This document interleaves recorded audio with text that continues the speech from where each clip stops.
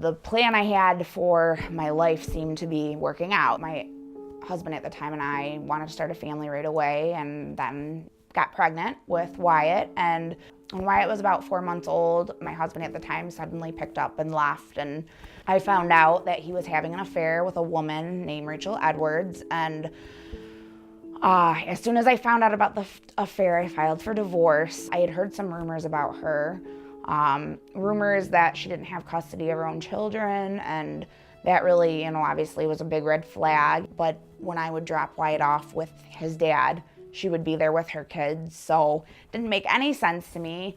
When I would call DHS, which is CPS, they couldn't tell you anything because that's all confidential. I Googled her name, I searched her on Otis, which is the offender tracking information system, so she had served prison time, she had been on there. There was nothing. Like I said, Google, nothing. And then I even just searched her on the sex offender registry. That feeling of something not being right still stuck with me, but there was nothing I could do. It was horrible. So I just had to trust that his dad would keep him safe and start moving on with my life. November 1st, 2013, I got a phone call early in the morning from Wyatt's father that he had been rushed to Children's Hospital of Michigan. Didn't tell me any of the details. Wyatt was with him into that weekend, so I rushed down there, met his dad down there. Like I said, didn't know anything until I walked into the ER, and I was met by a member of the neurosurgery team at Children's. And as soon as I saw them, I knew it was bad. And they had told me that Wyatt had suffered a major brain bleeding, fractured skull, and that he would require emergency surgery. And they believed it was due to non-accidental injury. Wyatt was not expected to survive. His case actually came into the prosecutor's office as a homicide. He was on life support. They also found out that he had broken ribs and they call bilateral retinal hemorrhaging, which is bleeding behind the eyes.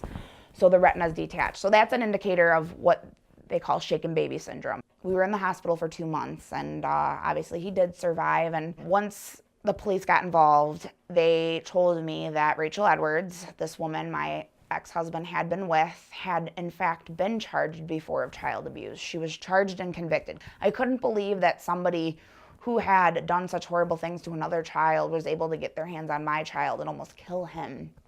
Months later, she finally was arrested, and she took a plea deal and pled to second-degree child abuse. So she's currently in prison. Her sentence was 33 months to 10 years. She's been up for parole 3 times, and she's been denied all 3 times. People who sexually abuse children have to register, but why not people that physically abuse children? Like, it made no sense to me. A year later, I started an online petition. The news picked it up, and then it was like a domino effect. Child abuse laws are written on a state level. So I wrote my state rep at the time. We all kind of put our heads together, and they believed in what I was doing, and we created this legislation. We were the first state in the United States to create this legislation called Wyatt's Law, which would create a registry for those convicted, I can't say that enough, convicted of child abuse. Right after, the state of Indiana contacted us and wanted a copy of our bills. I had so many people tell me this will never happen, this will never get in bill form, I'll never get it out of committee. Like check, never get it out off the Senate floor, check. So I always say that when people tell me I can't do something, it just drives me more to do something. I always ask people, wouldn't you want to know if your next door neighbor had been convicted of abusing a child? And everyone's like, yeah. And I'm like, well, would you send them next door? And they go, no. But you wouldn't know that unless something like Wyatt's Law existed. I know it'll save lives. I have no doubt. And if it saved one life, it would be worth it. Everyone talks about, oh my God, this world we live in, it's so horrible. Well, let's raise our future to not be so horrible. A huge part of that is who your child's around. And if something doesn't feel right, it probably isn't right. And I know you can only do so much, but that little thing you do could make all the difference.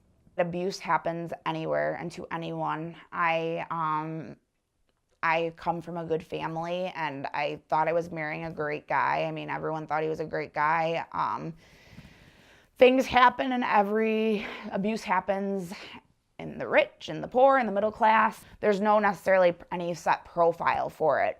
So it's important to realize that and understand that unfortunately it can happen to you. And to have this thought, oh, it'll never happen to me, is naive. And unfortunately, we can't think like that. We live in a society where we have to be proactive about who we have our children around and who we leave them alone with, especially. I feel like the luckiest person in the world to be Wyatt's mom. I think about that all the time. I think he's so amazing and so special. I tell my dad, I was like, I don't know if I'll ever be able to make a kid like that, like him. Wyatt is pure love and joy. He just smiles and he laughs and he's just innocent, and he's a reminder. I think he represents every child, because like I said, he just has no idea what happened to him, thank God. And I hope he never remembers or has any, but unfortunately a lot of children do remember that stuff. And I want to help make it so this world is a better place for them to live.